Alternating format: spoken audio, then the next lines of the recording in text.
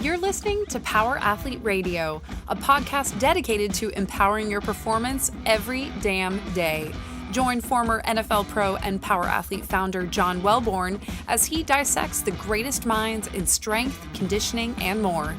So whether your goal is to be the hammer, destroy mediocrity, or simply move the dirt, you've come to the right place. Now with the warm-up done, let the gains begin. Hey, welcome to another episode of Power Athlete Radio. I'm John Welborn, and today we are joined by David Weck. He's the inventor of BOSU Balance Trainer and the new WeckMethod BOSU Elite, the RMT Club, and other products. He is an inventor, athlete, avid rollerblader, and probably one of the more interesting people we've had in Power Athlete Radio, and that is saying a lot. He is trying to solve some really amazing problems and has gone deep. So if you're ready for a 3-hour podcast where I might get 2 or 3 words in edgewise, which I know you're going to laugh and say is hard to believe, but he's a talker and has a ton of information and probably one of the cooler podcasts we've done in a long time. So buckle up, put your seatbelts on, put your seats in the full upright position, and prepare for David Weck. Welcome to another episode of Power Athlete Radio. I'm John Welborn, and I'm joined today by David Weck. What's going on, David? Well, I'm super excited to be on this podcast in particular, and I think it's a fantastic strategy to do this one. And then when I'm down in Texas, that we get together in person and, really drill it deep. And this is a precursor to that. Oh, well, thank you. I appreciate it. It's pretty interesting. I know we exchange DMs on social media, but we've never talked, so it's a pleasure to meet you. But pretty interesting how you kind of popped into my ecosystem, especially with like the Weck boards and the slants, and me looking for a solution, training, 6 blades Brazilian Jiu-Jitsu fighters who, you're friends with Shanji. So it's kind of a interesting piece that, Shanji approaches me to work with his young fighters. One thing that was really bothering me was just the lack of rigidity in their ankles. And I, went to go look for Polish boxes and some of the plyo tools that I would use to kind of create better rigidity in the ankles, and stumbled onto your slant boards and have been using them ever since with great results. So thank you very much. Yeah, well, that's a really interesting training tool. And it basically, years ago, I had found the sweet spot on the BOSU dome that approximates that same setup where the big toe is the highest, the outside heel is the lowest, creating this cock the spring can't collapse effect, but the inside heel is lower than the outside ball of the foot. So we're getting this like cross X that sends your weight where you want it to be and perches you there. And so what you're able to do is just that. I mean, we're talking about millimeters, microseconds. That's the difference in live action play. So to the extent that you can harness the skeletal structure with the least amount of compensation and resistance, gives us the ultimate land load launch phase, that everything played on the ground is contingent upon that exchange to deliver and then receive and express the most force and the least likelihood of injury. So it's a patented angle. So I literally have like a patent on that. I know. I like when I ordered them, I went through all kind of the deal, because what I was doing is I weld and fabricate and build trucks and just build all the stuff around here. So I went in the shop and I started building these Polish boxes, but I couldn't find anybody to give me like, what's the drop, what's the size, what's the angles. And I'm like, so we started setting them up at like 45, 35, 25 different degrees. And the one thing that what I liked about your system was the Brazilian Jiu-Jitsu kids really lack dorsiflexion. Like it's yes. One of the most interesting things I've seen. They're hypermobile in their hips. They're usually hypermobile in their trunk, especially in the thoracic spine. And then, obviously they got great flexibility in the knees, but like the ankles, like we started testing them and they were really struggling to squat because they had zero dorsiflexion. And I'm like looking at this. And then as I saw them move, they're always in kind of this open-footed jiu-jitsu stance. They don't really sprint. They don't do more conventional movements that we would do to kind of force dorsiflexion like sprinters. So that was like a huge issue because I needed to get them into a, knees over toes, vertical shin angle position to make them more efficient in their squatting and their pulling. So it just was one of those things where I'm like, I haven't seen this type of dorsiflexion ever. or lack Well, and thereof. it's really interesting. I have a like just such a privileged situation that I know Shanji and Salo very well, and I met Shanji back in, I think well, I met him years ago, but then I worked with him in 2017, and he says, "Hey, Shanji, run across the room." And okay, Shanji, here's how we coil the core. And Shanji was able to interpret that on the mat. So he was able to sort of decrease the radius of rotation by that spinal adjustment, because he's the expert in application of jiu-jitsu. Yeah, but he's also an incredible athlete. Shanji Yes. is Yes. he's an incredible mover. He moves well in like on his back, all planes of motion, X, Y, and Z. I mean, he's extremely athletic. And Yes. his jiu-jitsu, it's like short, it's powerful. I mean, there's a reason he's one of the best to ever do it, Hall of Famer. But the one Right. thing is he's more the exception than the rule. So the other jiu-jitsu players we're working with all have excellent jiu-jitsu, but not that base level of athleticism that Shanji brings to the table. So he kind of shrugs his shoulders and goes, "What do you mean this stuff's so easy?" And I'm like, Yeah. now you have the curse of the gifted, which I'm sure you've dealt with very often, where you bring in the world's best athletes. You can't design a system off of those guys because everything they do is easy and they just are natural movers. Yeah, it's the bridging that we want to do. So, and unless you feel something, you can't target it. So it's all about the feel that is real is what we need. If you haven't tasted orange juice, all the words in the world won't do it.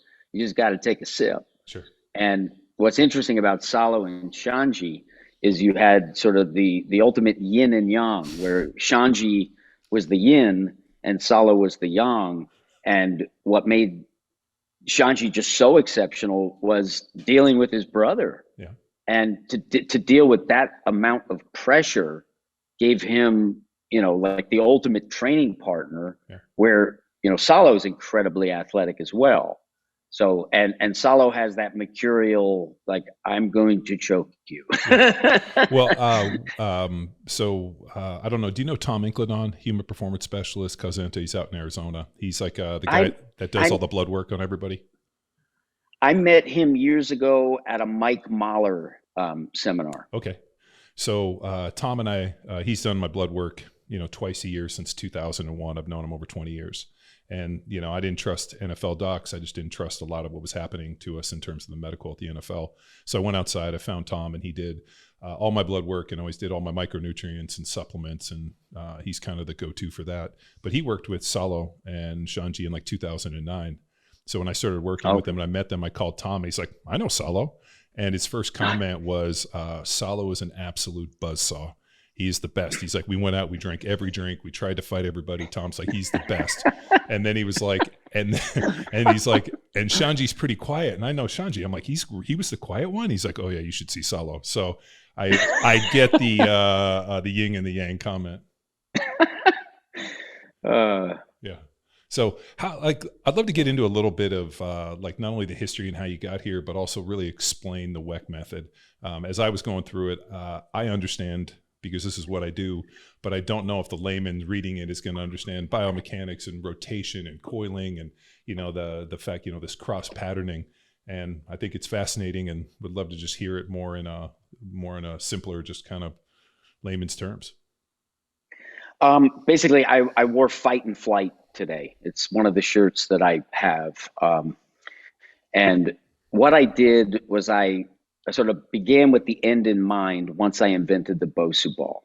So my target was I want to be the world's foremost expert on the subject of balance measured by locomotion. And what I like to do is I like to go back to the origin to try to get at first principles and then use my imagination of what would I do in that circumstance.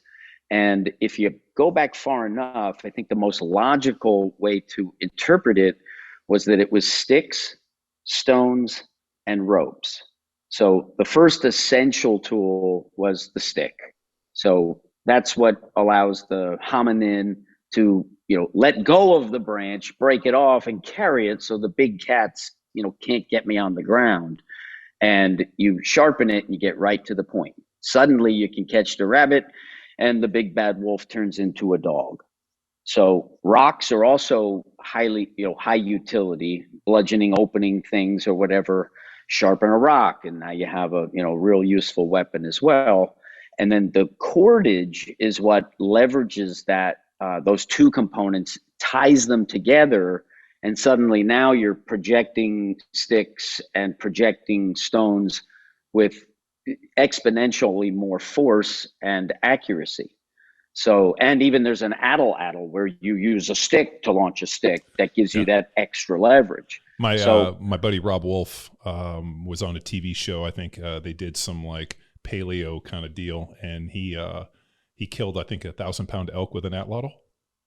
And and it was crazy because the Boone and Crockett people were like, we think that might be the biggest mammal taken with an atlatl in the last, like, since the last ice age. But his like ability to lawn dart that stuff was crazy. Yeah, I mean, if you hit it, in the right spot, and you have the range and distance, well, okay, you have superior firepower, manpower. And the story that inspired me the most was David and Goliath, because here you have, the ultimate underdog. And Malcolm Gladwell is a great author. A lot of his books have been pivotal to sort of really cutting to the chase and understanding certain phenomenon. But his story of David and Goliath, I think, is just crazy. Like, if you're going to play that scenario out, right? You're Ridley Scott, you're making the movie. You don't make Goliath an oaf who can't see and needs to be guided down to the battlefield. I mean, it's just... I know exactly what you're talking about. I've listened to Malcolm Gladwell's take on David and Goliath, and he was like, had giantism and couldn't see and all the other stuff. I thought it was funny. It's just insane. I mean, just tell a better story, dude. Yeah. And so here you have this, undefeatable force who, standing down the army for 40 days. David comes up to the front. He hears, oh, you get a pot of gold and the king's daughter? Like, oh, really? I'm going to be rich and royalty? Well, I'll kill him. And then they try to dress him in armor, saying, no, you don't have a chance. He's like, no, you don't understand. I kill lions, I kill bears, right? Because if you're tending after your family's livestock in the form of sheep, well, the minute a lion gets one, he's going to get them all. So you got to stand down the threat. And I met Buddy Lee in 2004 in New York City. We were both presenting at a conference. And Buddy, for anybody listening, is, he's an A-plus athlete, Olympic wrestler. And with the jump rope, he can dazzle you with the jump rope. Like nothing I've ever seen before with Buddy Lee. We even had the Buddy Lee jump ropes. Yeah. Well, Buddy gave me his speed rope, the one with the metal handles, right? It's not the one with tricks, so you can go faster. And what I recognized was, wait a minute, if I don't jump through this thing, I am forced to rotate, and now I can learn on beat. So hands down, feet down, everything up, both down, both up.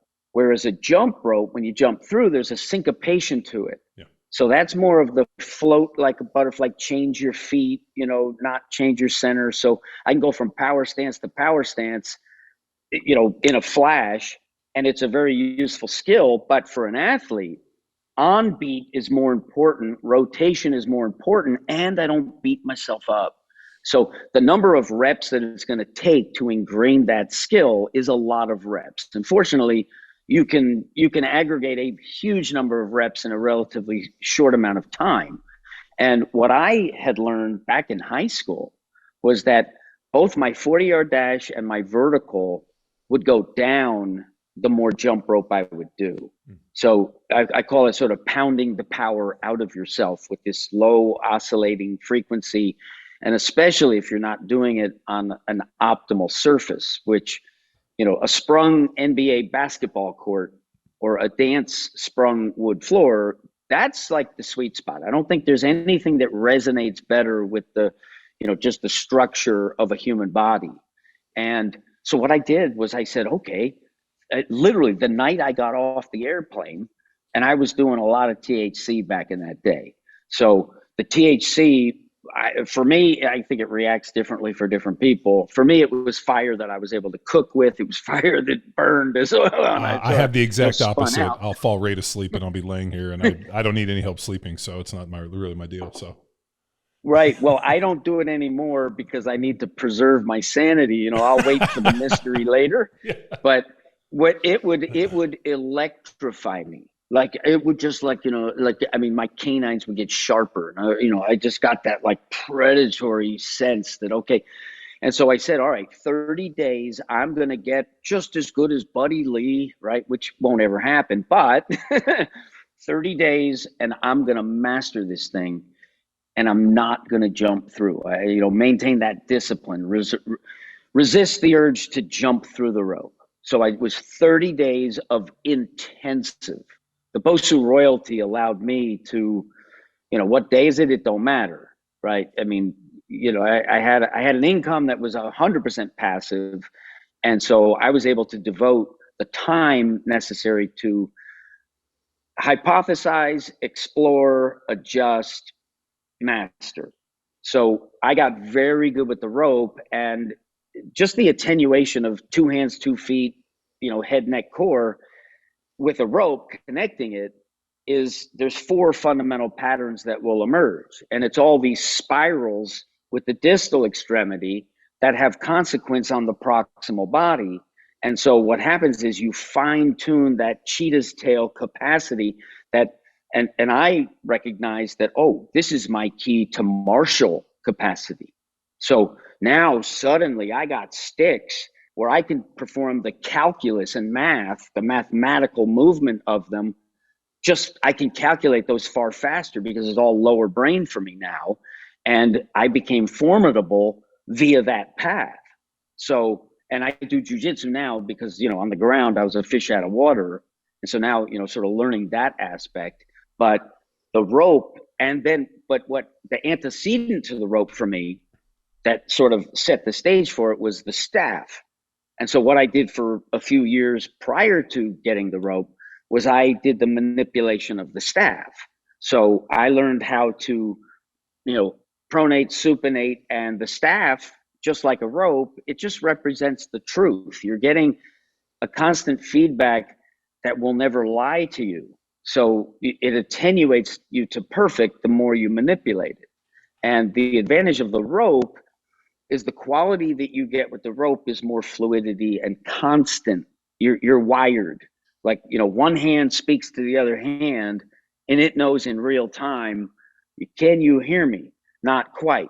Pay attention to me. Okay. Got it? Yes, I do. So the non-dominant side levels up. And for me, the name BOSU, because that was my first, invention that was a big hit. The name came from both sides up to describe the device. You could use it this way, you could use it this way. And then what it did was it morphed into both sides utilized. And around the year 2000, I met a guy named Dean Brittenham. His son was Greg Brittenham with the New York Knicks. He said, you got to meet my father. I flew out to San Diego on that recommendation. And I spent a week with Dean Brittenham. And this was the era where Michael Gelb,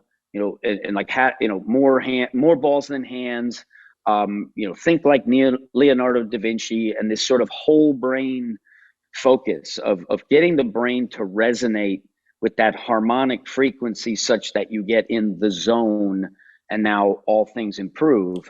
And so the biomechanics of these organs of function, when they are going through true path, now you have the motor sensory cortices synced, and that can irradiate this global brain effect where you're just more accurate, you're more dialed in, you're more focused.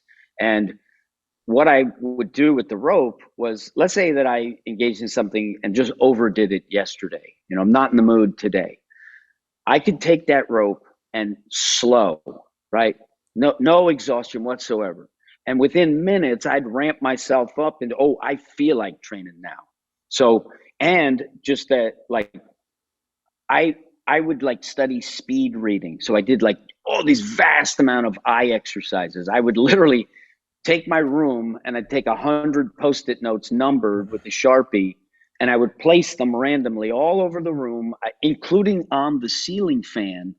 And then you close my eyes and then boom, open, go. How fast can I identify the numbers? And this synchronization of body and brain helped me to gain tremendous skill in speed reading even. So, when I was heavily into that, I could literally go and be like, "Whoa, I just read that." Like, so it was helping me intellectually as well as physically. So I call it the Rosetta Stone. If you do your proverbial 10,000 reps and reduce it to muscle memory, well, now you will not only assimilate new skills faster, you will go far further in the practice and mastery of whatever skill comes next, because you've mapped the space, and the 4 fundamental patterns correspond to the cardinal directions. So if you define north, and north is underhand, well, then south is overhand. And now sideways, east and west is a thing called like the dragon roll, where one hand is, supinating, leading with the thumb, the other one's leading with the pinky, and then bring it back to north and do a sneak where you're pronating behind the back. And it's, you learn how to ring your wrists to create this continuity of the spiral. And if we go back to brachiation, sort of, where we theoretically come from, then the longest position that you can attain is hand over foot. And you can watch an ape actually as they brachiate. That is the arrangement, because there's no muscular contraction necessary to negotiate that movement, because it's all long. Now, that length range of motion is not, in fact, the maximum range of rotation. To create more internal integration, that's sort of this Fibonacci-esque spiraling into an infinitesimal center. And I studied Chinese medical school, so I know the meridians, and 0.8 of the pericardium is here, 0.9, so you route 0.9 to 0.8, and that's the infinity. And I was just able to optimize what God gave me, which is B+. So I played Division III football because there is no Division IV, as my coach used to say. Where did you play? Where'd you play at? I played with Williams College. I was a defensive back. Okay. Yeah, nice. Yeah, and I played with my head. The way I played was I wasn't studying biomechanics on film. I was studying X's and O's and the team I was going to play against. So if you study 20 hours of film and you take the 16 millimeter camera back into your dorm at night, and you just watch it all, well, now you have keys and reads that, like, oh, okay, center guard split, that's a little different. Okay, well, the tendency is the tight end's going to be coming across.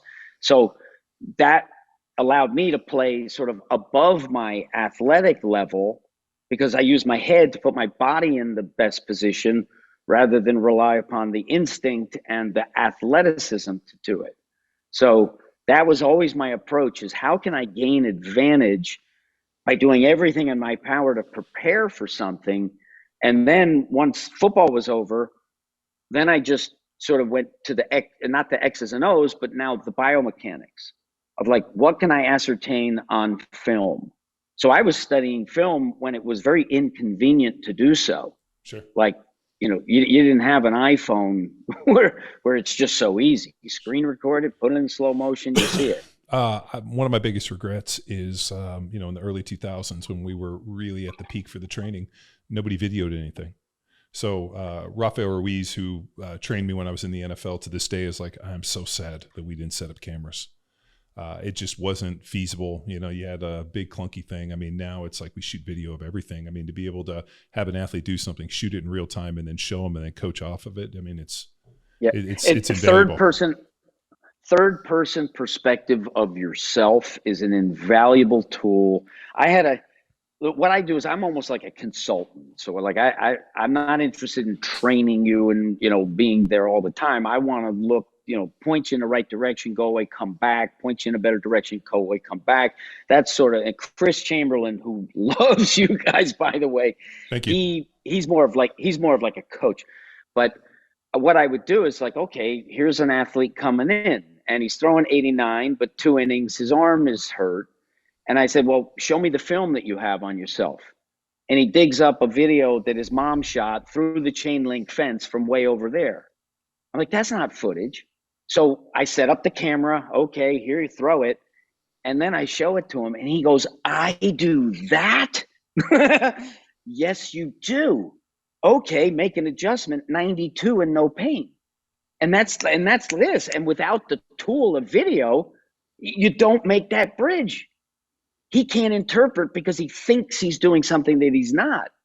And with the biomechanics, locomotion, swinging, throwing, right? I mean, that it's spinal engine. You want your proximal body and your body weight doing the work, and everything else is expressing the body's weight.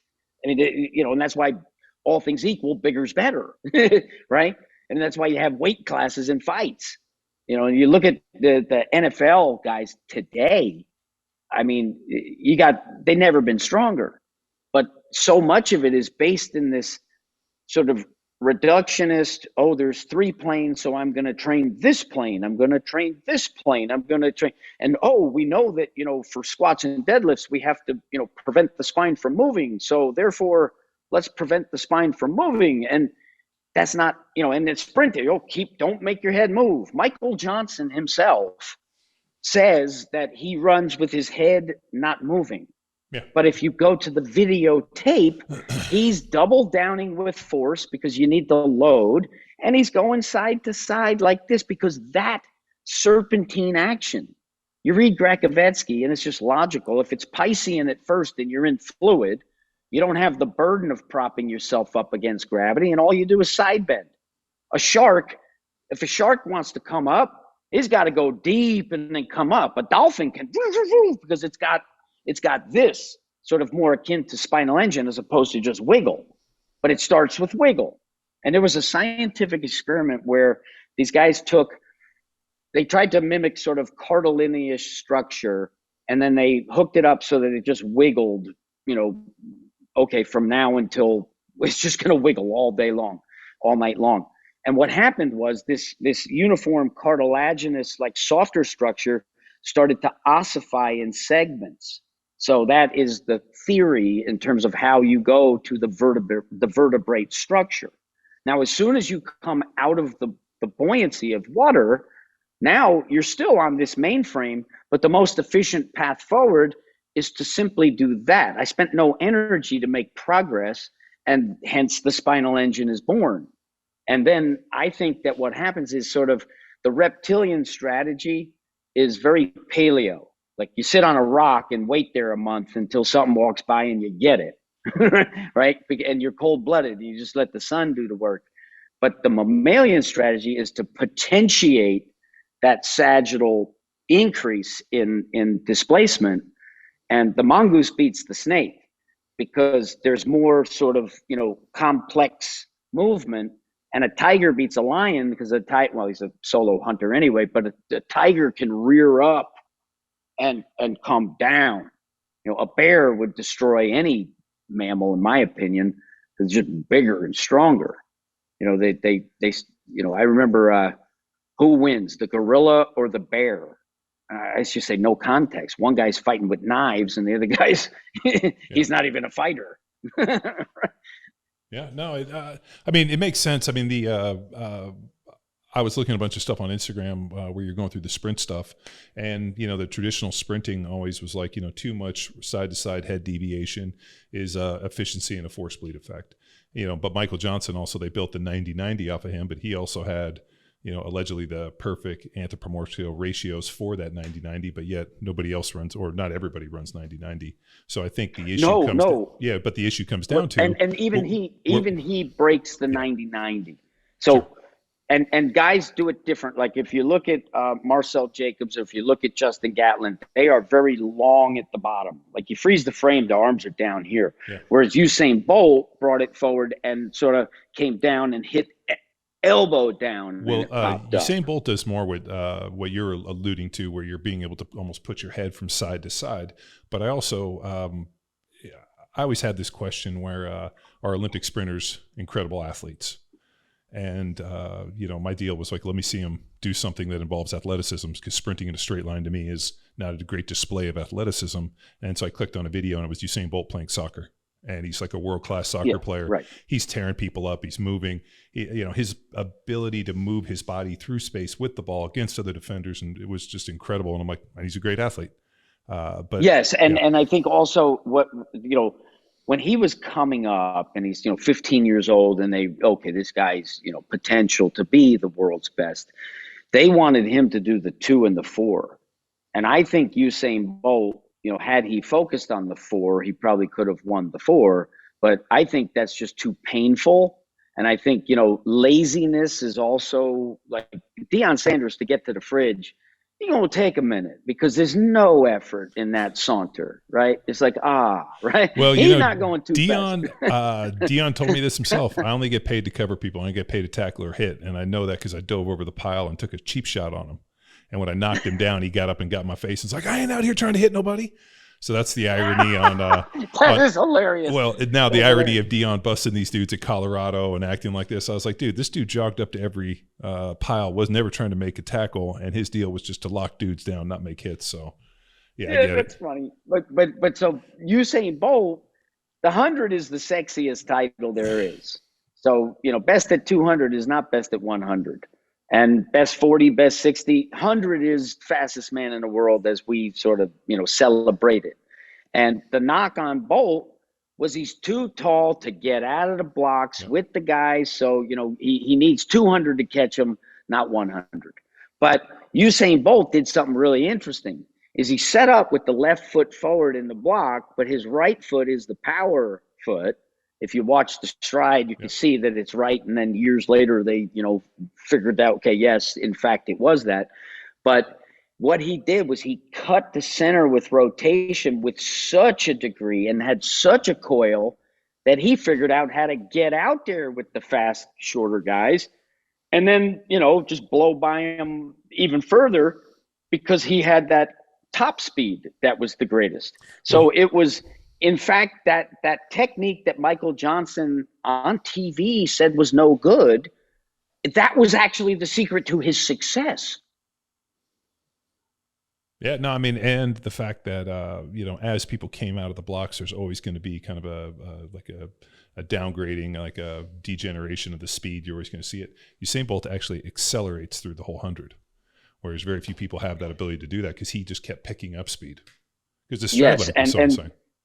And yes, exactly. Fewer steps. And he's the only guy to do 30 meters all at the same top speed. Yep. No one else has ever accomplished that. And a sprint, what they are doing, every single step that you take has to beget a better step. If you come out of sequence and you miss a step, now the next step, you didn't beget better. You begot something where you now have to catch up to yourself again. And that's the art of sprinting. And unlike the field athlete, who's playing with dings and, constantly hurt and dealing with something, a sprinter is a fine-tuned watch who one little spring goes out of balance and they're not sprinting the way they need to sprint. And so it is a highly attenuated form of athlete that so often can't change direction. They're geared for this like ramp up.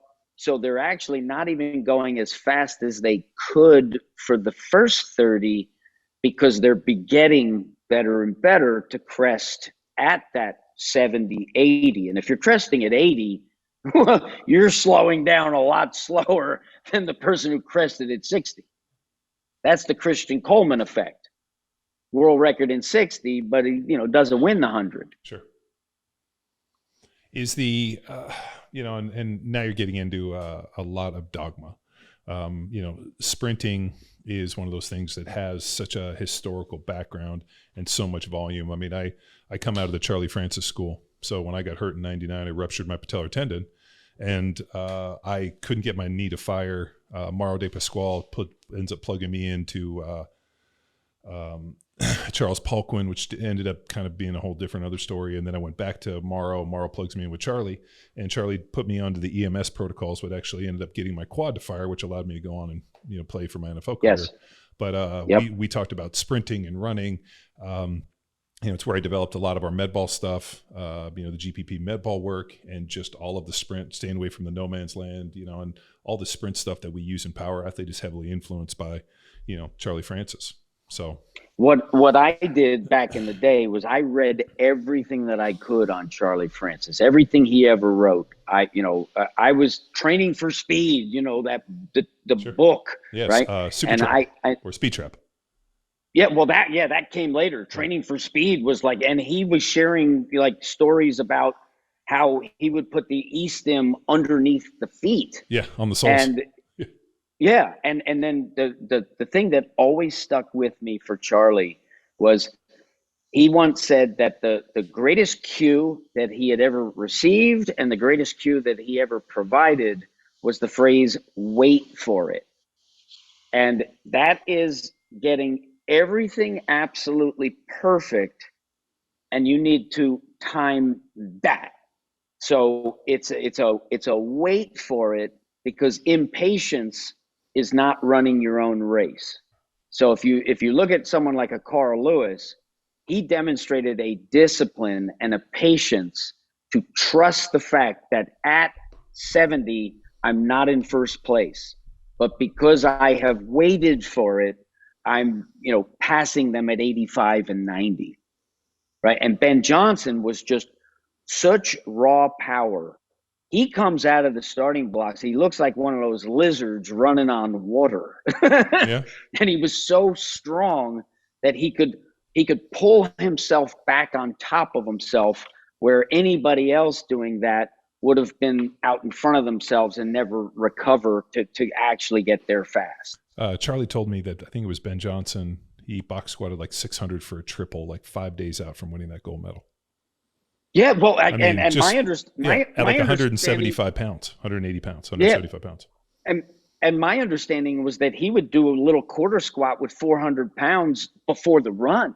Yeah. So it was sort of that, that post-activation potentiation of just turn the nervous system on, do not exhaust it, 1 rep, okay, like I've just cleared out the pipes now. Okay, So now I'm ready to boom, to do it. Yeah, no, there was an interesting piece, and it ended up getting proved years later, and it's actually in some unreleased research, so don't email me or listen to this and ask for it. But I was part of this. The guy that was doing the research actually forwarded to me. They ended up putting on caps to do brain mapping and started mapping which part of the brain was most utilized under different percentages of 1RM. And, singles, doubles, somewhere over 92, 95% all of a sudden was activating the top part of the brain, the highest level of decision making. And then obviously, more reps in that, 87 to 80% was the middle, and then obviously down below. And what they were using it for, and Charlie made a point, the heavy singles and doubles allows them to focus more in these instances. So, I mean, here you are years later, and they find that it activates the top layer or the top frontal or top of the cortex of the brain. Yeah, and I think of, I try to reduce things down to the first principle. So my definition of strength is I just equate it with pressure management. So, your ability to be strong is your ability to manage the pressure to perform that task. And the skeletal architecture is the priority to handle the maximum pressure. So if the skeleton doesn't have the integrity, well, okay, now there's a bunch of compensation riddling the body to sort of have a leak in the tire, as it were. And the hormonal benefits of that type of intense pressurization, think about what it's doing to your endocrine system if the pressure is greater. You're literally squeezing it's infinite, but it's not infinite. It can only be infinitesimal. So you go inward and you're like, and now you're getting this hormonal effect that I think that also constitutes, better growth, but it also constitutes more confidence. Mm-hmm. Yeah, no, as you're saying, pressure. Last night we were working on stack passing at JITS, and you basically get underneath the dude and you're folding him over like a taco shell. And it was pretty interesting as I grabbed the back of the pants and started folding over some of the guys. All of a sudden, their ability to handle pressure goes out the window and people start tapping. For me, like you can fold me like a taco, sit there all day, and I have zero problem managing the pressure because I've also had 400-pound dudes sit on me. So like it's not anything that's uncomfortable, but I'm always amazed too. One, people maybe carry a little extra around the midsection, lack, hip extension hip mobility. And all of a sudden that pressure becomes something real. But yeah, we were working on that last night and seeing the look on people's faces the minute that they got folded over and that pressure sat on them.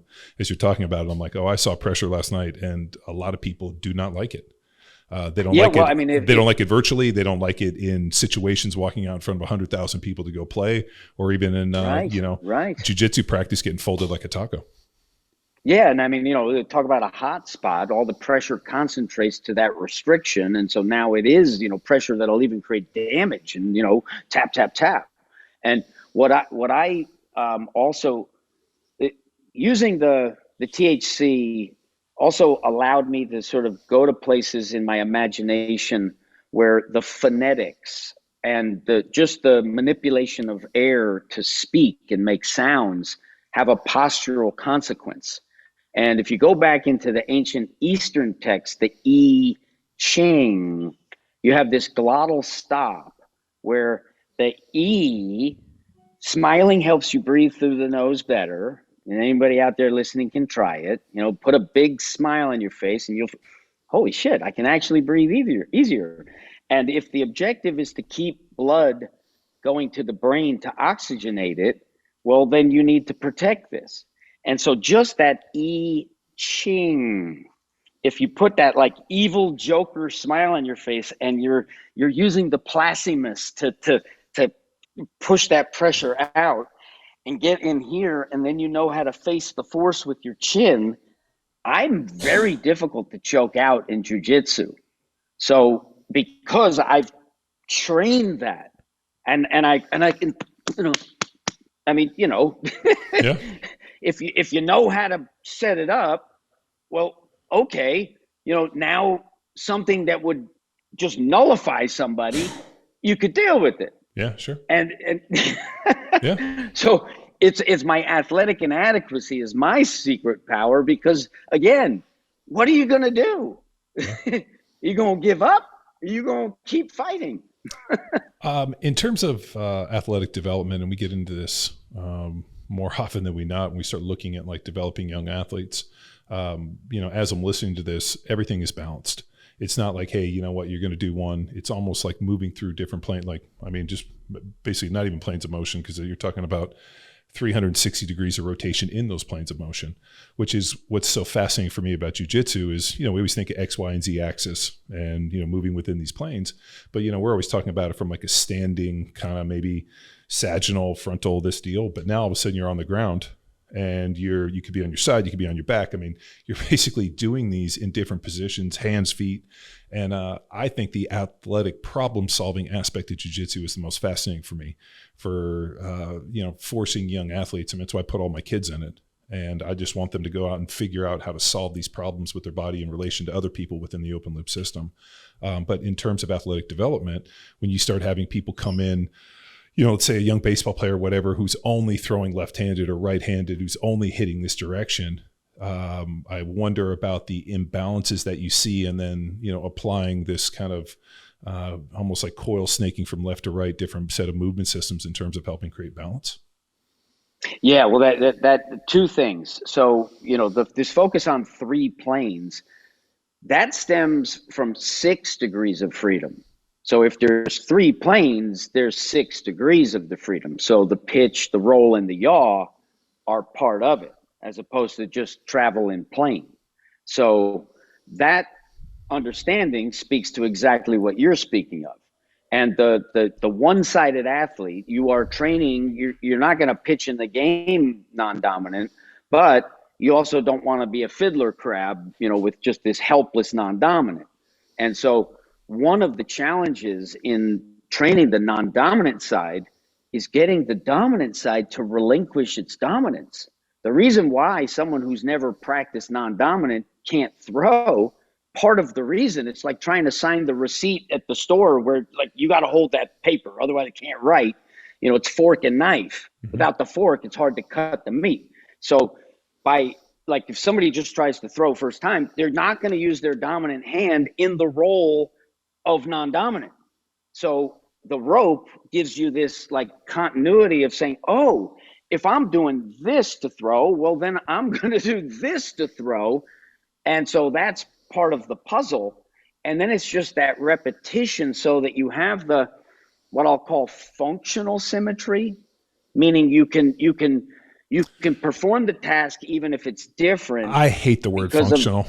Like when I hear it, it's become, I mean, it makes sense. Well, that's because it's been bastardized. Yeah, anything I got into with somebody, I'm like, anything can be functional. I have a machine up in the gym that we hooked a bunch of bands up to do hamstring curls, because we do so much, RDLs and different type of things where we're lengthening the hamstring. We needed to do more stuff to shorten the hamstring and build more bicep in it. And, for me and for, some of the issues that we're seeing within some of our athletes and the fighters, they needed a little bit more hamstring bicep. And, they needed to be stronger. So much of what they're doing is like straight leg here, but then to be able to pull back this way into like a triangle, for example, we needed more pull that way. So for me, now all of a sudden this laying hamstring curl is functional. Well, both sides utilize it. What happened with functional is it was bastardized because it cut against strong. And, suddenly, oh, I'm functional. Yeah, like I can touch my toe and do this. And a guy who bench presses 400 pounds doesn't give a shit you're functional. He's just going to smash you, right? So I'd like to restore it so that you don't dislike the word. Where it literally becomes like, okay, stronger is better. Let's admit that. Well, but let's strength not is the get stronger. platform. I believe strength is the platform at which everything's built on. Like I believe if somebody is not strong, and even if they come and do your system, there's like the reaping the rewards are dramatically less. Like something that I found with, even Victor Hugo that I've been working with, all of a sudden we fixed some of his injuries. He was stronger. His ability to do everything increased so much more. His athleticism just blossomed. And, and it's one of those things where I'm like, people tend to go down these roads and I'm like, if you could just get much stronger, all of this would be so much more fun. I mean, I was talking to Shanji about this last night with the Budokan system and some of the things that they're doing. And I'm like, yeah, that stuff's great if you're already strong. If you can't do a single push-up, how does any of this help you? If you struggle to do an air squat, all of these movements are great and they look so amazing and you're doing them and you're flowing and you look like this incredible athlete. If I can't do a push-up, this stuff is like a bridge too far. It might as well be on the other side of the universe. It's the both sides utilized, and the analogy that I use is the 64 squares on a chessboard, 8 and 8, double infinity. So on the chessboard, the king is balance and the queen is strength. And balance, that means that's what has to survive because that is what keeps the queen going. So the queen is the strength. She's the strongest one on the field, but the king is balance, and all the players working together is the coordination at whatever the task at hand is. And so it does mean that the king has to survive. The balance, and balance is just another name for coordination. Sure. It's just being where and when at the appropriate time and place. That's all it is. And it's specific to the task. So violin requires the ability to balance the movement and coordinate it and, walking on a tightrope for that task. So, but the strength, like you said, why is a man a better athlete than a woman? He's stronger. I mean, it's just, okay, simple. It's just faster. They're stronger. They're bigger. I mean, it's, and the bones are stronger. It's not just the muscles. The whole structure is stronger. Stronger is better. And the functional guys, everybody's got their unique selling proposition. So how am I going to differentiate myself from them? Oh, well, they're not functional. I'm functional. So therefore what they do is wrong. It's like, dude, it's both sides and you need the best of strength. I mean, and I just started doing this exercise where I take the Duffin transformer bar. And I put huge 25 fan. We got two of pounds them on the end. And literally what I do with it is I just figure eight and I arc 4 quadrants. I got the core quadrants in the front, and then I got the two in front, 2 in back. And I do that. I don't need to warm up to do it. And I feel so incredible. And it's something that I just recently started doing regularly. In jiu-jitsu class, I'm not getting swept in a circumstance where I would get swept, because now I get that turn. And because my body knows the coordination, it's not dangerous. People have a hissy fit. Like, oh my God, like you're going to hurt your spine. No, I'm not. This feels incredible. And 25 pounds is my Goldilocks. I've tried it with less, not as good. I tried it with more, I'm not as good. But someone like yourself, who's a lot stronger than me, might have a sweet spot at 45s. Right? So, stronger is better. Sure. And what I view it as is like, if I'm not as strong as you, I have to maintain tricks that you don't comprehend to beat you. So the master is never going to teach the uke quite all of it if he wants to stay, as master. And then he hypnotizes uke. The uke's this big, strong person who believes he's the flea circus. He hit his head on the glass too many times, didn't even jump high.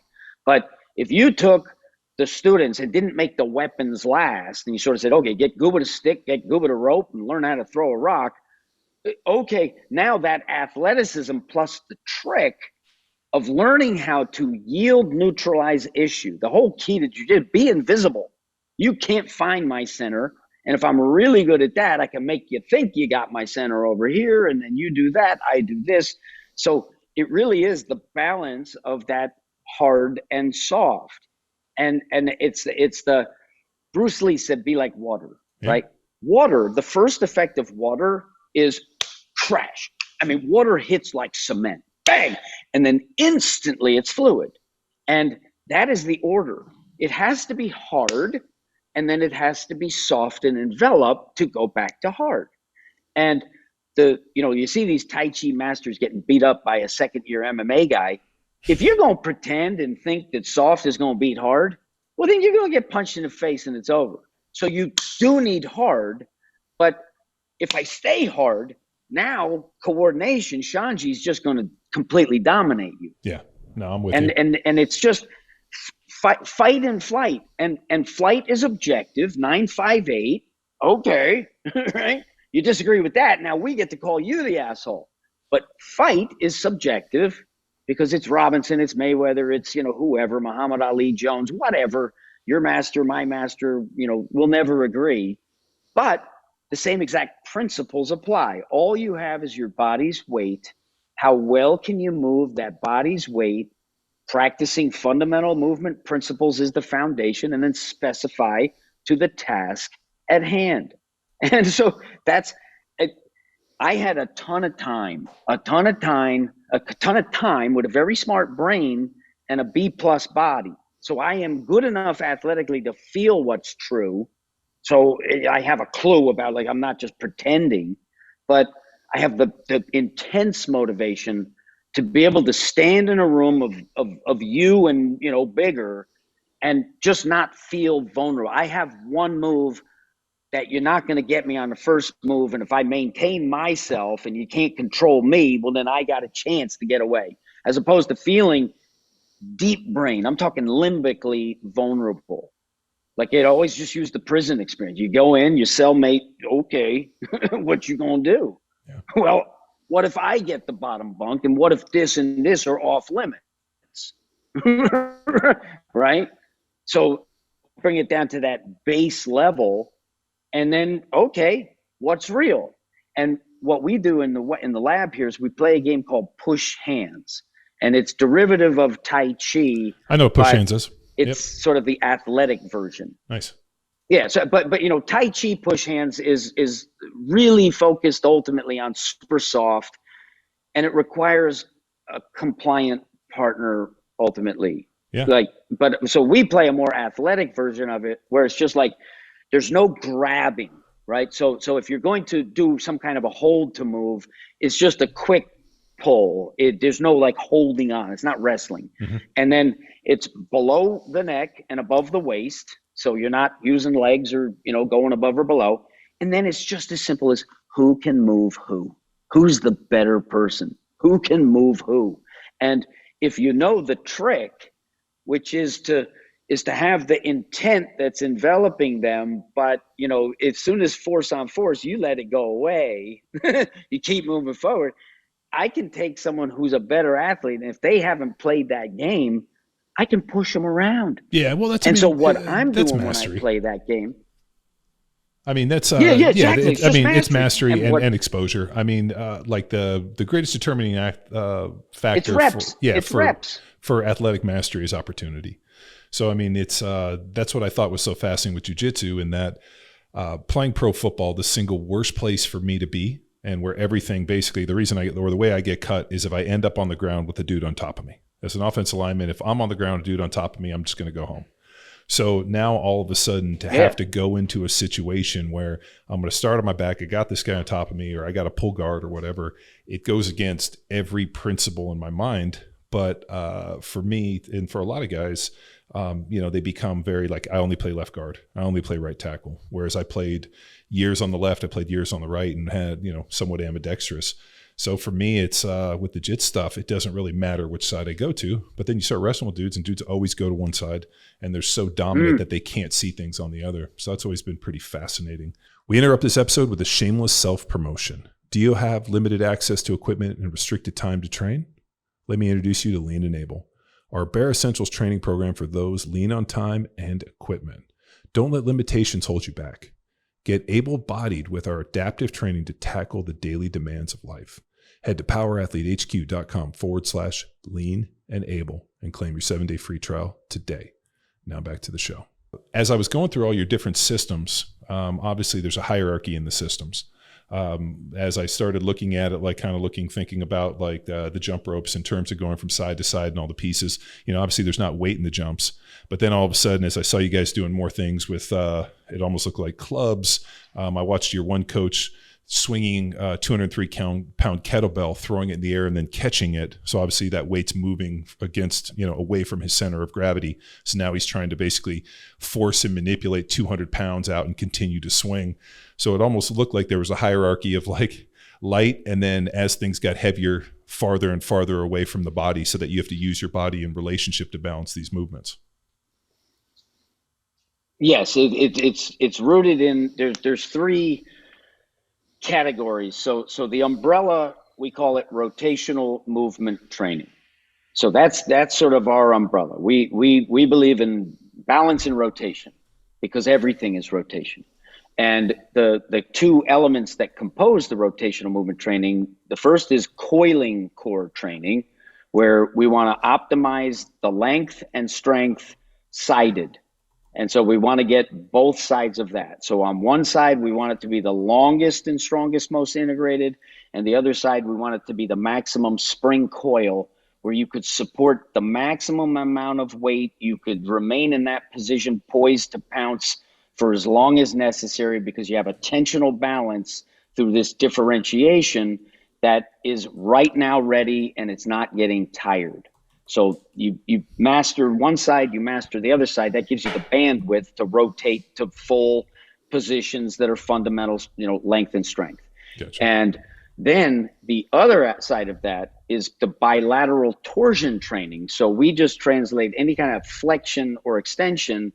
We're just three-dimensionalizing 6 degrees of freedoming that, so that we have an internal torsion and then an external torsion. And it combines with the coiling core training that you have cross torsion, mixed torsion, and that adds up to, the best foundation possible for locomotion, swinging and throwing, and catching and lifting. So we prefer, if we want to lift something heavy, really a foundational would be the stone or the bag. Sure. So that you have to envelop it and then be sort of internally arranged longer than if it's a bar. But we like bars. So, you know what I mean? We don't bash tools. No, I mean, the bars are great, but if you think about anatomically, you can put them into a position which, finds your center of gravity. You put on these perfectly round cylinder plates and you put them on with collars. It's the most advantageous position. But all of a sudden, putting 200 pounds on your back is one thing, but picking up a 200-pound sandbag, that's why for the training that I've been doing with the fighters, we have a strongman day that involves a 203-pound, 150, and 100-pound kettlebell that we swing, different sandbags and D-balls up from 80 to 200 pounds, isometric contractions, throws, clearing this, rotation, plyometrics, jumps, everything. And I found, I call it density training, or really what I'm looking for is tensile strength. I think about everything in steel. How many times do you heat the metal and you fold it? That tensile strength is what I'm searching for. And then really just training the grip. And unfortunately, you can do compensatory acceleration and speed, and there's so many things we can do with barbells, but there has to be kind of a marriage. Like, if you live and die by the barbell, I think you're leaving things on the gains, on the table for athletes. No question. That no question. have to be able to move their body in relation. It just, the trunk stability, the fact that, now you get the spine rounding, where in a, deadlift, you're going to pull with a nice flat back, but these guys are never in a position with a flat back when they go to pick somebody up or they go to scoop a guy. So I think you can't train like, no, you're not as long. It's yeah. Right. And you're putting yourself in a bad situation. If I haven't trained it and then I ask my athlete to go do it and they get hurt, whose fault is it? It's mine, not theirs. Well, listen, I think that it's do no harm and don't build your strength on dysfunction. Those are sort of some just edicts, right? If you're going to be in the game, there's a certain responsibility that you are keeping your athletes with the greatest response ability, right? Yeah. So I have my pet peeve in the industry is the Palloff press, because ever since I started studying martial, the last thing I want to do is get caught flat 50-50, braced with tension rising up in freeze, where I'm no longer right now ready, and I'm getting stronger at the uprooting, where the best thing I could do in a martial situation is change, let go, and funnel force the floor. And it's personal for me too, because in 2007, the narrative within the conventional certified body, NSCA, CSCS, that which you need to even work in the colleges, is it became core stability is more important than core strength, and that core immobility, the ability to brace it rigid against all things, became the foundation. And in order to, propagate that narrative, suddenly the BOSU ball became a pariah. It was unstable and it made you weaker. And so I just, we have I kept my mouth shut for. I know you're pretty fired on. We have a BOSU ball in the gym, and I used it pretty exclusively for my shoulder rehab. So what I would do is I would put one hand on it and do push-ups, and then I would flip it over and do push-ups off of the flat side. And I would hold it here and use balance and try to go to one side and hold.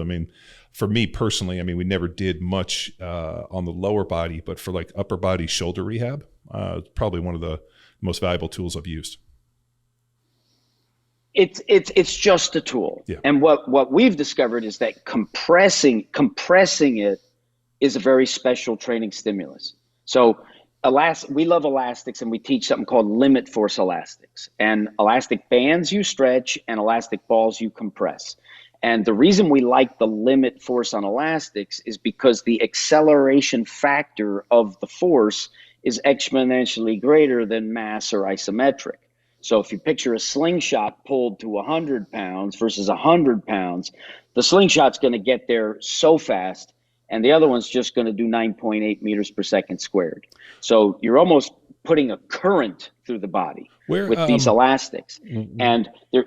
Oh, I was going to stop you before you went down that road, because I didn't want to get too far away from you talking about the fact that people started teaching, and this never made sense to me, the trunk in terms of being rigid, Like if you think about it, like locking down your trunk, I mean, think about a professional fighter, right? We were always taught task-specific tension. So you have to be able to keep yourself in a position where I have to be able to breathe and move. And much like a snake, like punching out and then coiling and snapping at the last second and bringing back, same within the trunk. You have to be able to hold this position. As you get hit, you have to be able to brace and have this task-specific tension in your trunk. If I'm just walking around flexing all the time like I'm trying to, shit my pants, like one, it's impossible to move and just impractical. So teaching people to do that under load never made much sense to me. That's why we don't train the trunk like that. We also don't train the trunk for extension and flexion, because for me, I always thought the trunk was more designed to isometrically contract and then be able to rotate and move. That's why I liked all the med balls. And just one of the injury mechanisms that I used to see in the NFL all the time is guys would set back, they would rotate and then get loaded to the side. Either somebody would hit them this way or hit them this way. And as soon as their feet were here, they rotated and then they got loaded this way or that way. They would end up hurting their backs. I must have seen 25 back injuries happen from that exact different mechanics. So what did I do? I went back into my training, staggered stance, rotation, come back the other way and throw, and started using heavier and heavier med balls, lighter, faster, different reactive surfaces, different positions, turned, throw, have somebody push me, and just started trying to replicate and mimic that injury mechanism that I saw, and using basic iso stability with the dead bugs in different positions. Everything that I call trunk training, which isn't core training. Apples and pears have cores, big, strong oak trees have trunks. And just getting away from it and then asking people, being like, oh, you got a strong core, come try this stuff. And they couldn't do any of it. And basically the objective is you have to funnel the force to the floor. And if you know the mechanics of locomotion, swinging and throwing, that is the ultimate way to funnel to the floor. And so if you don't understand that lower brain, it's too much to compute. And if the nervous system has been organized to have this rigidity without any yield, now you're an old oak tree that a big wind comes and there's no flexibility in it. So it just cracks. And, the younger oak tree, has that, like, there's a resilience in the yield. If you're in a tall building, it's going to sway. If you're on a bridge, it's going to move. And if it's not, it's going to crumble. So this idea, it was foisted upon the industry. And I'm also a believer that if I go to the guitar teacher, I want the guitar teacher to know how to play the guitar. So I don't want someone who did a study with 19 soccer players and then determined that, oh, we have to do this now. And you can't even demonstrate that with your, the end objective. Like if I'm going to learn boxing, the guy better know how to box. Otherwise it's just theory. And you know what I mean? Same with jiu-jitsu. And these are sort of extreme. Yeah. Well, exactly. I mean, listen, dude. At 10:30 this morning, Leo Santos, who is steeped in the Ribeiro Jiu-Jitsu, is coming in here to train me privately because I can afford to train with him, another black belt, and go to class. So I'm not just spending all my time fighting with a blue belt. I'm a white belt who gets to touch and feel black belt because I don't want to fight in jiu-jitsu. I want to be invisible in jiu-jitsu. So if you don't have the master's hand, then you're not going to get that mastery feel. Yeah. When I was studying Tai Chi, I went to New York and I studied with William C.C. Chen privately. And he was the principal student of Chang Man Chin, sort of lineage. And when he took my balance and I didn't know my balance was lost until it was lost, I was like, oh, that's what orange juice tastes like. So you have reference and it's feel. It's the experience through the nervous system that's important. Yeah. So what happens is that you get an entire class who sort of, the way that they protect themselves is peer review. Yeah. Well, anything that you tell me is anecdote. Like you only played in the NFL. Like that's all you did. You didn't do a study. It's like, all right. Well, who knows what? I have the same thing. I roll with, Victor and Shanji and Philippe and the guys out here who are like the best in the world. And I get a chance to train them. Yes. So all of a sudden, like as we're going, I'm thinking to myself, shit, what did I do? these guys are so strong now. Like the difference in terms of grip and their movement, and when they're throwing different stuff in the speed, it's almost frightening. Like I don't know how to explain it other than like I have that like there's fear in which things happen, and I'm super durable, but I'm like, man, I get a chance to see these guys, train them, put them through all this stuff, and then go and then have them do their skill and their craft, and it's frightening. And I mean, but that's good. I mean, I think those are you got to swim if you want to learn to swim. Swim in deep waters. Well, what it is this is a tip of the spear conversation. This is where it's going. Physical education is the fundamental education, and what the best athletes represent is all they do is they validate the practices and the things that you're doing. Because it's harder to make the best better than it is to make a 13-year-old faster by the time they're 17. I mean, that's just easy, sure. Right? You could have them do anything and they're better. So the validation and then the motivation and inspiration, every once in a while to be like Mike, right? So we look at these, heroes who are the champion players, and they motivate us, right? They excite us, and it's beautiful to see human movement at the pinnacle. But I want physical education for humanity and the masses. Yeah. And if you're not even walking in balance because you have no swag and you have no saunter, every single step that they take is out of balance, and it's too little it's too little imbalance to even notice. And then you aggregate 10 million, and now you're sweeping the steps on your porch, and your back goes out. And now you're on painkillers, and now life sucks. Sure. So if you just moved the way God would have you move if he were walking in your shoes, well, then now you have this resilience, and every step is a rep. And it just makes so much sense. And the fact that these practices make the best better is basically the justification for teach the rest. And don't have them do stupid things just because your little myopic scientific, I'm at the top of the rung. Fosbury Flop, 1968, he demonstrates a superior technique that sets the Olympic record and wins the gold 4 years later. The gold medal is won by a lower jump, and he's doing the old technique. If that is not cognitive dissonance and willful ignorance and professional irresponsibility, there is no better example. Power Athlete Nation, we know your health and wellness are a priority. That's why we partnered with Stay Classy Meats. They are dedicated to connecting you with the finest, responsibly raised meats on the planet. Their direct partnerships with farmers and ranchers mean they can deliver to you nationwide. They're more than a meat company. They're a network of athletes and farmers committed to superior nutrition. Stay Classy works with producers like R.C. Carter, whose regenerative agricultural practices result in beef that's packed with 75% more essential amino acids, phytonutrients, and a perfect blend of omega-3/6 ratio.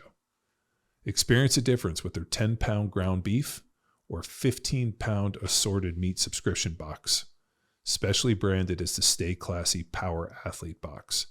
Click on the link and order today with the promo code POWERATHLETE, all one word. Join us in securing your health and food supply chain. Stay Classy Meats, superior nutrition, naturally. It's time to step up your game. Stay classy with us.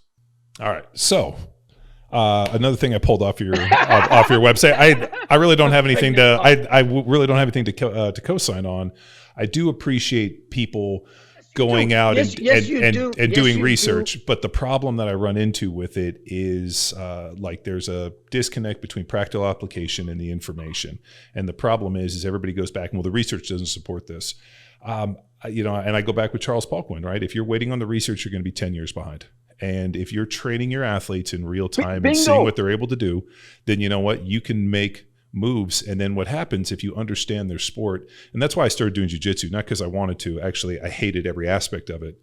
But as Shanji approached me, because my daughter was training there, I realized it would be disingenuous for me to work with these guys if I didn't understand what they did on the mat. So then I had to empty my cup, humble myself to go on and put on a white belt and go out there and get my ass beat. And I knew that as long as I keep showing up, it's only a matter of time before I pick it up. But that piece of like humbling yourself to get out there and be like, okay, what are my athletes? For me, training football players and especially offensive and defensive linemen is very simple. I equate it much to boxing, and the boxing skills I was taught playing 2/3 inside out, first meaningful touch, how to cut a guy off in the ring is very similar to pass protection, head and hands, how you use your feet, how you're able to, use an individual's momentum to allow you to redirect and play with pad level. I mean, all of these things are very basic and can be taught. But now all of a sudden you take it to something like jiu-jitsu, where now all of a sudden we're not playing on our feet all the time, but we might. We typically always play with our strong foot back. Now they're in judo and they're playing strong foot forward, flat backs, straight legs. I mean, now you're going, I mean, it's such an interesting skill set that they have to have. And then on top of it, they have to be strong and stable. They have to be able to rotate. I mean, all the things that are required of other athletes. So it's been a really fascinating piece, but I wouldn't have learned and understood it unless I immerse myself into it and be humble enough to do it. And I feel like with a lot of this stuff, it's easier to coach it from the sideline and from up here where I don't have to get my hands dirty. And I think it's like people that I'm going to coach sprinters, but I don't sprint. I'm going to coach never have sprinted. Yeah. So my story on jiu-jitsu is very similar to yours in the sense that, like, my first experience with jiu-jitsu was private lessons with Saulo Ribeiro. Like, really? You want to talk about opportunity? And I didn't avail myself of the opportunity because I didn't like it. I'm not flexible and I don't want to be on the ground. And you know what? I'm busy with other stuff. So I was like, respectfully, Sensei, I appreciate this profoundly, but it's not my thing. And then my 14-year-old son got in trouble. He was 13. And so it was like, okay, it's time to do something for discipline. Let's do jiu-jitsu. Mm-hmm. And rather than just go and watch, disingenuous, I got to learn it too. So I got on the mat, and it was for my son.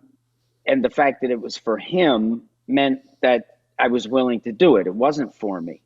And that created the situation or the opportunity for me to get the bug. And now I love it. So, and now I play my game because, like, I have an elbow that doesn't work. I don't have a triceps. The thing's hanging on by a thread. And that happened to me playing football when I was 16.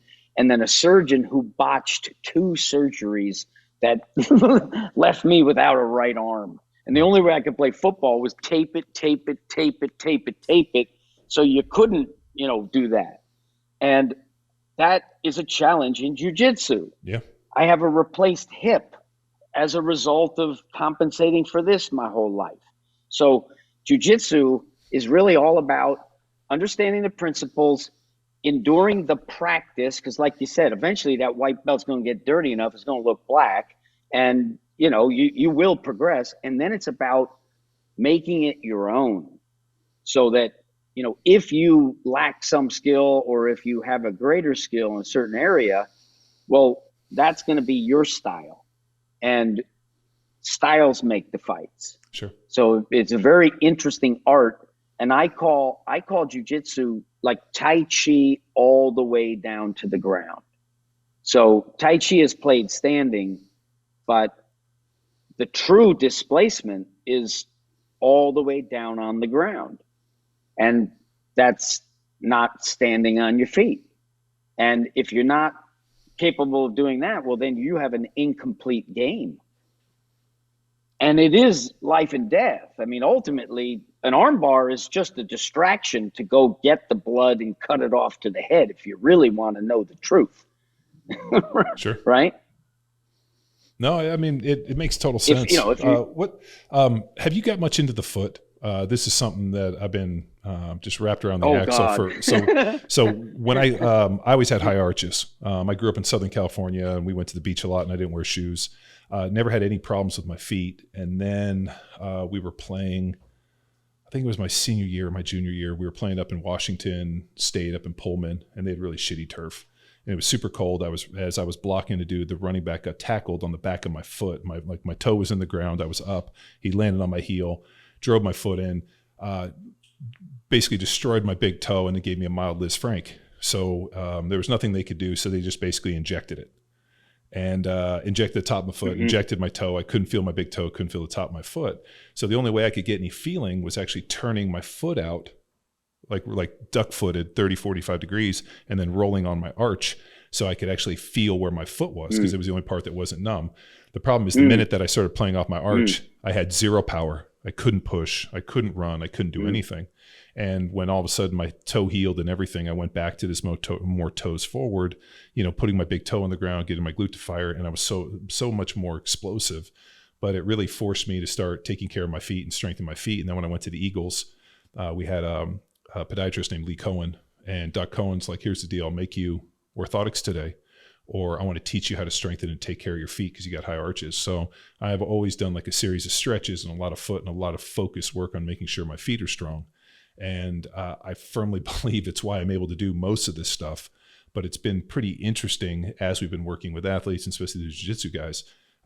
There's not a lot of emphasis put on strengthening the foot, different planes of motion, like IMA, who's one of the young killers that they brought in, girl 17. I mean, no dorsiflexion, just really weak in her feet. So now I've gone through and started taking her through. This is how I want you to stretch your feet. These are the positions I want you to be in. And this is what we have to focus on because this will become a deficit. So just wondering if there's any pieces within the WeckMethod of focusing on the foot and strengthening and make them more efficient because, 99% of our contact with this earth is through the foot. Yeah, right. Well, the answer is yes. I have gone in the depths of this realm and beyond for the feet. And I created a map called the 6 Lines of Intent. And so it was basically a way to create a flat map that was a representation of the 3-dimensional, structure, akin to the way that you cannot equate a globe map with a flat map. It has to be the Mercator, or the sizes have to be off, or the distances have to be off, or you got to cut the map up weird to wrap it around a globe. So basically it was taking the concept that I want to have the capacity to play with a foot within the foot. And so I drew a center line through the foot, and then I put a foot across the metatarsal bones at a 15-degree angle from plumb square because of the tendency for those the metatarsal heads to go there. And I counted 7 bones, not 5, because the 2 little sesamoids in under the big toe first met head, I just called those 7. And that meant that the heel was the 8 ball.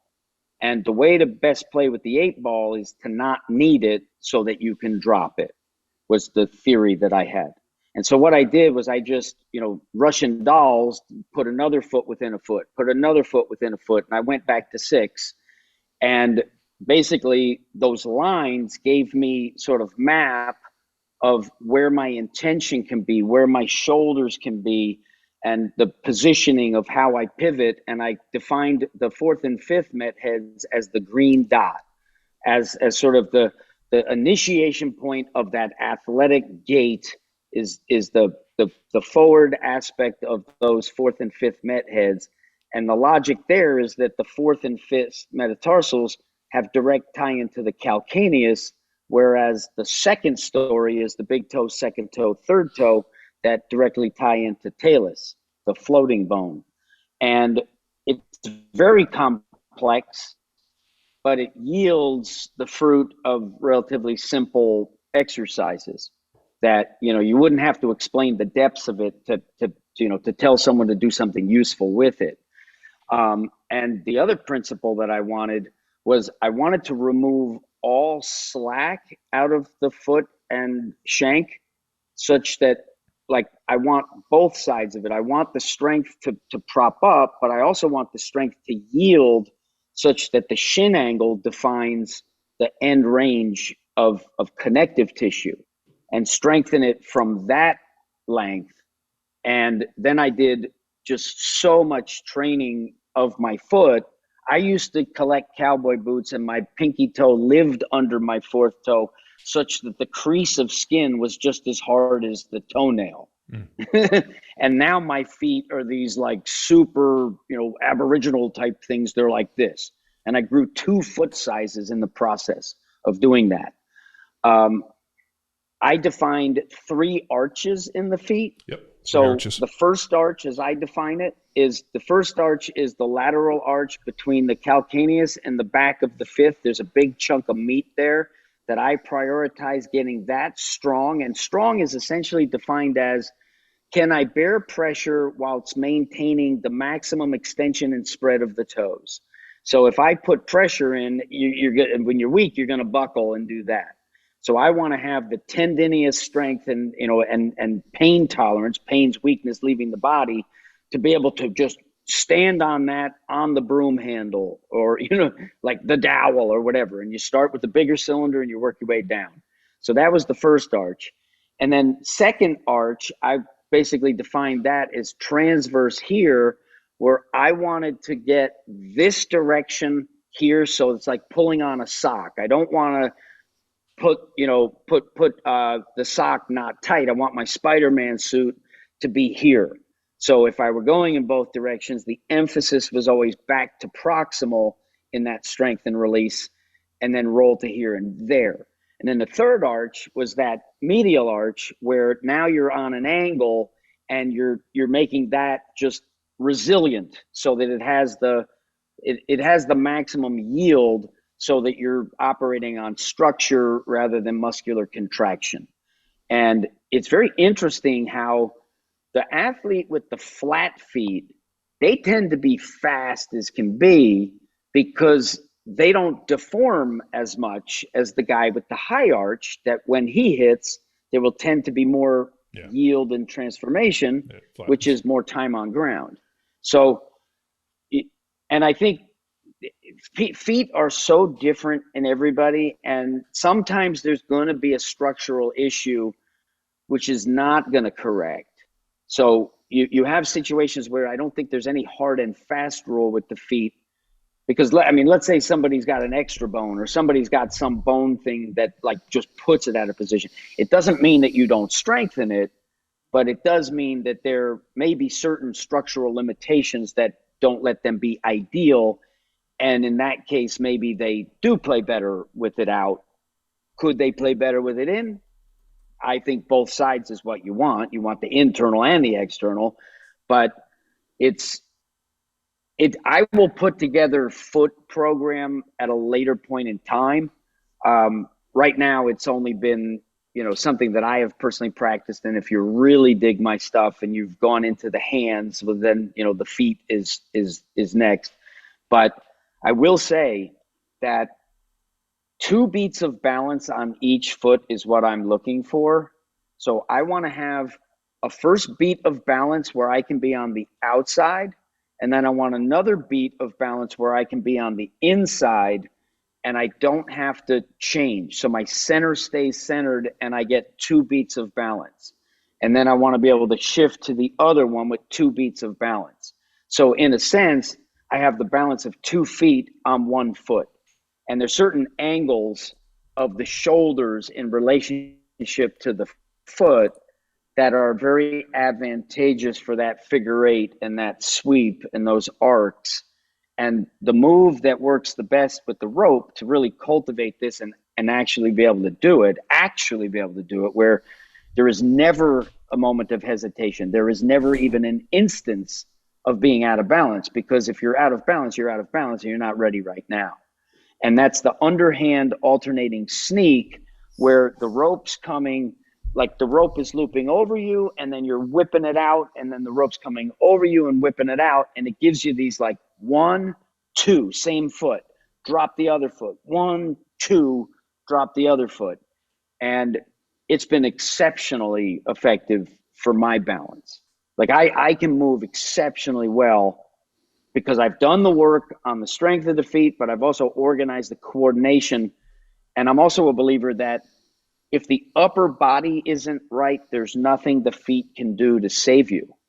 So if your upper body's like out of balance or you're uprooted, well, a strong foot doesn't matter in that moment. You need to be sending that force down and funneling it down to the foot, and now the foot matters. So I know it's a long answer, but that's sort of my history with feet. In short, yes. No, I do. The amount of athletes that we've seen, just from really shitty shoes and coming in and working, getting to take it off. I mean, I was always under the impression that a higher arch was better from just a mechanical standpoint, that, as you land, the springing effect. But I can't remember the podcast we had on, I was searching for it, but we had a guy come on who was a biomechanics expert, and he's like, there was actually more force bleed effect. So they've seen, sprinters that tend to have almost flatter feet tend to be able to generate more force. He thought that the spring was actually better, and thought that it probably evolved with the fact that we didn't wear, not wearing shoes, but also more change of direction. He thought that the spring ended up working better, that he thought that for vertical speed, flatter feet, and I'm trying to pull from memory, but that the springing and the arch effect was better for some more change of direction, like in terms of like trying to hunt down an animal that had, being able to cut and move, with the barefoot. So yeah, there's a lot of stuff. And then when you look at the shoes, like I have, and I did this with my kids, like I didn't buy them shoes for the first 2 years. And they walked around barefoot, and they only wore like those stupid rubber kind of big shoes they slipped into.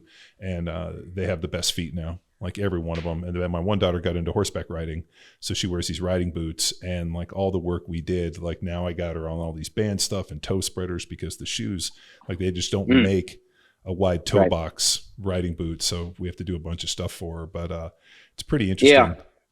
Well, the idea that, a flat foot is faster is sort of, heresy in the immediate gut reaction, the reflexive reaction from an exercise guy, right? So it's like, okay, but we have to be able to approach issues without the fear of being incorrect. Sure. And so once you're correct, it's not religion. I mean, you need to still hold the possibility that there could be better information. Sure. Or, more nuance within the category of correct even, right? And I think that curiosity comes from confidence.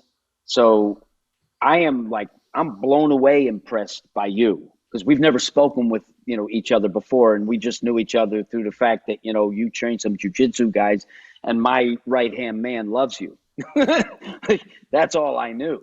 And to hear you speak with an authority of having been there and having doing it. And I can suss out whether someone knows what they're talking about or not instantly.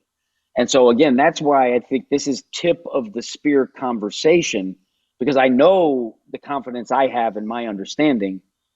I just know because I can do. And if we touch someone, we make them better. Yeah. It's just boom. It's the empirical measurement that is the proof in the pudding. And I don't care that Dumbo has a feather. As long as he's flying, I don't care what the input is, right? I mean, it doesn't have to make sense if it works. Yeah. And then when it makes sense, now you can target in and dial it in to make it even better. So it is important to understand it intellectually if you're going to advance it.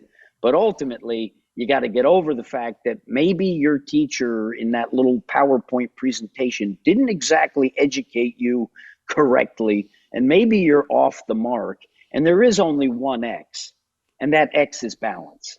Without balance, I don't give a shit what you got. Yeah, no, I mean, balance, coordination, and all that gets hyper-focused with a platform of strength. I was going to hit you on two things. One, you had something on your website that was the WeckMethod rules for engagement. Rule 1, egos do not belong. Rule 2, and it seems like more like rules to live by.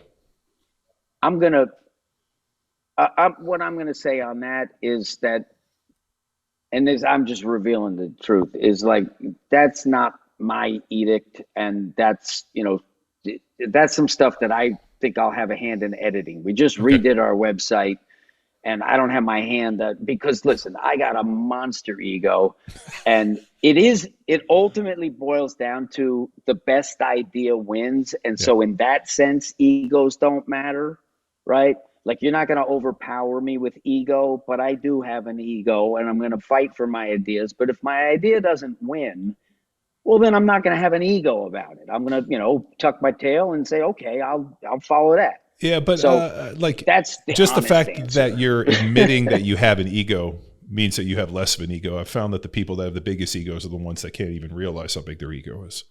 And I think that if you've done the work, and confidence comes from it,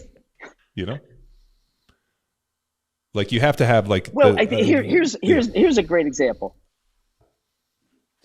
Here's a great example. We were doing a qualification. Alex Canellis, who created Landmine University, he moved from Iowa City to San Diego to work at the lab and apprentice with me. I mean, you want to talk about honor, right? Like, he is unbelievable. And the things that I learned from him was basically this osmotic effect. Like, he didn't have to say a word. I could just see the way he comported himself. And then I could sort of say, oh my God, like, wow. And he really helped me understand like the crown and how to get the absolute, most as above, so below. And that predatory capacity. He was a state champion wrestler and then an offensive lineman at Iowa. And he had a weightlifting accident where the bar hit him in the head. He couldn't tie his shoes for a week. And that humbled him to say, my NFL dream is over. So I'm going to be the high school strength coach. And he knew how to make someone effective. So strong as an ox at moving people around because he's a wrestler. Mm-hmm. And Alex, I was sitting like we were during a certification, and one of the guys next to me is sitting there, and I said to him, I said, if I were fielding a football team, my first pick is Alex. He looked me dead in the eye and he goes, no, it's not. I am. And that's who you want as a teammate, is you want the guy who believes he's the best. And the way that those alphas can get together is, you don't play offensive line, you play cornerback, right? So, you know what I mean? But the ego and the belief in yourself, if you can back it up, it ain't bragging type of a thing. And let's get over the fact that we have egos. And if we both admit that we have egos, then egos can get along. Yeah. But it's the false representation because of some kind of, confused ego that, why is a man not allowed to be masculine? Right? Everybody knows who's the truest alpha in the world. Lawrence Taylor was the fucking man on the Giants. And I don't care what you say.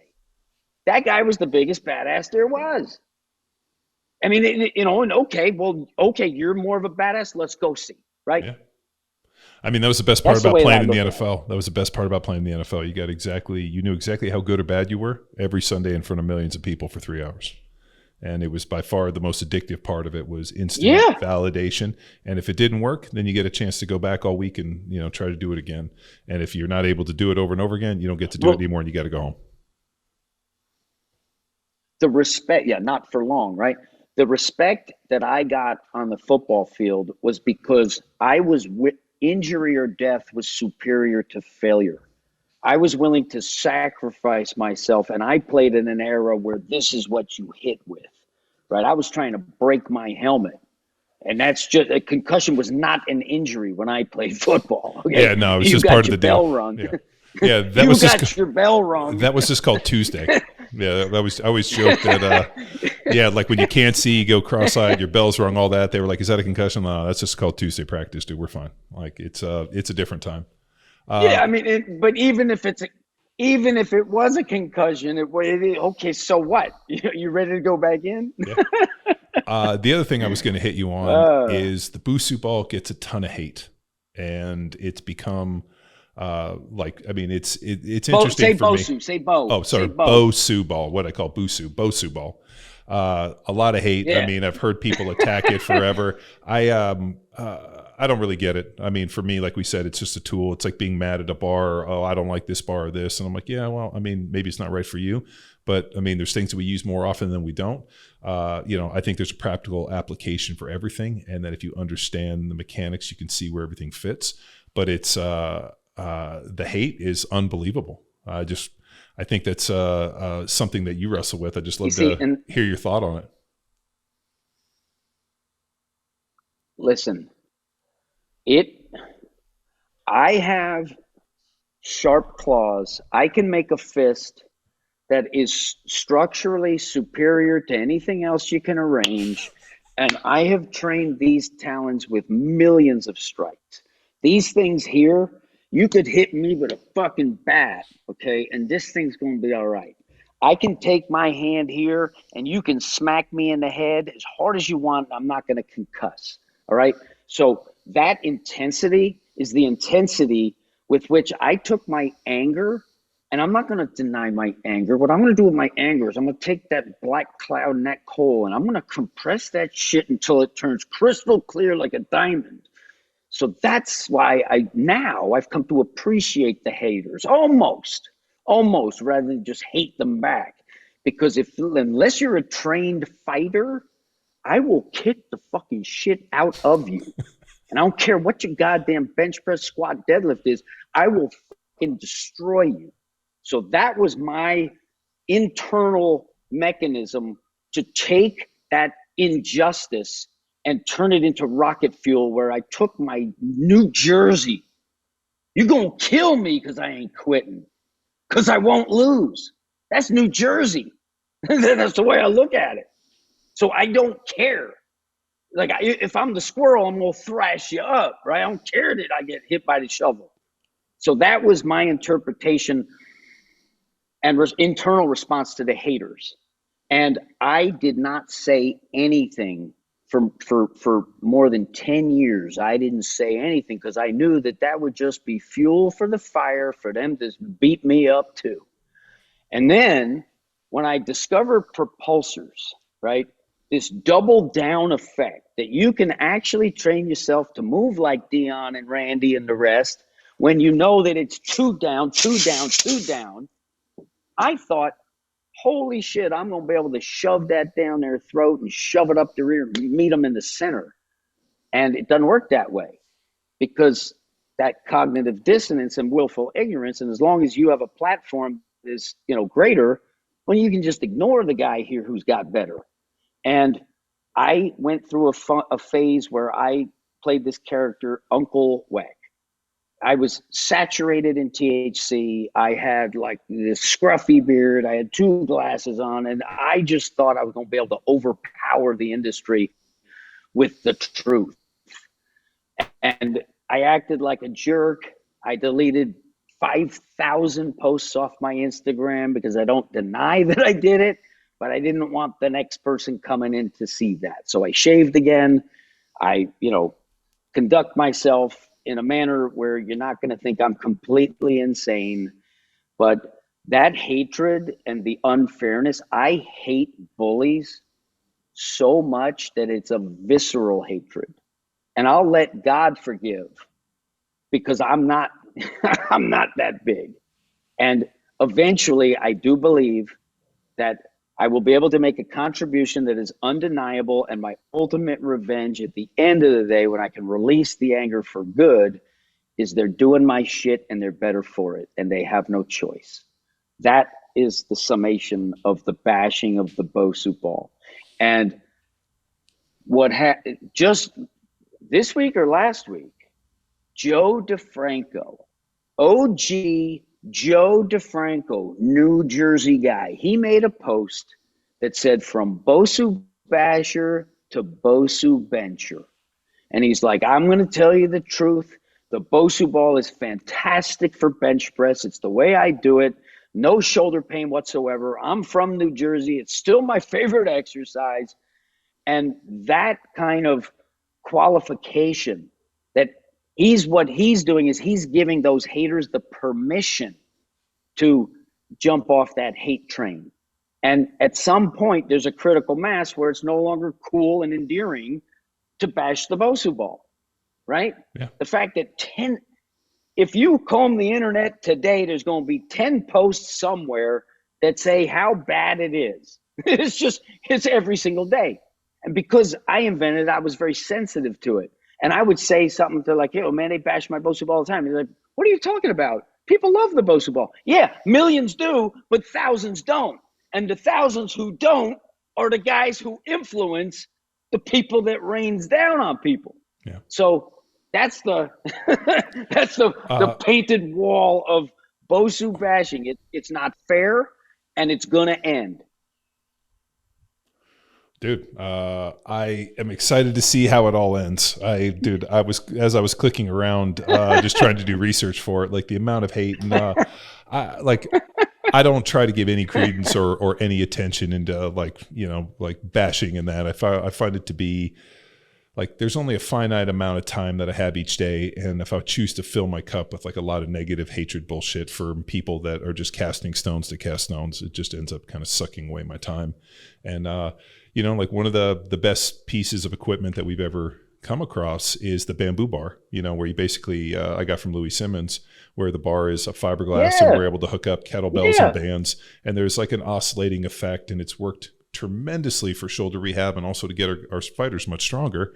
And, it has a similar effect. I mean, people, can't speak enough and the greatness of Westside for it, but yet, all of a sudden you do a push up on a BOSU ball and next thing you know, you have AIDS or herpes or, venereal disease. So it's interesting how things kind of fall in and out. Leprosy. Oh yeah. I mean, your legs are going to fall off, your car's going to get stolen. So it was interesting going through it, but, I think it's fascinating. I'm really looking forward to you guys coming out and learning more about it. And, it's kind of fortuitous how things happen where I kind of get stuck into this jiu-jitsu deal and approach with these young fighters and have seen such growth within them. And, you're kind of on the, out in San Diego on the same kind of tree with the Barrow brothers. So it's great to meet you. And I'm stoked that you came on Power Athlete Radio. This was a real honor and a privilege. And like I said, I'm just impressed. And isn't it cool that it's jiu-jitsu, the, novice, a bunch of shitty white belts unites us together. And, that's right. Yeah, that's Sean D. a nice joke. Thank you for the opportunity. Yeah, thank you. I appreciate it. And thanks for tuning in. Another episode of Power Athlete Radio. See ya. This episode of Power Athlete Radio is powered by Train Heroic, the most immersive strength training app experience on the market. We've built our online training business by partnering with Train Heroic and helping us deliver all of our world-class training programs like Jack Street, Field Strong, and Grindstone. To learn which Power Athlete training program best suits your goals, head to powerathletehq.com/training.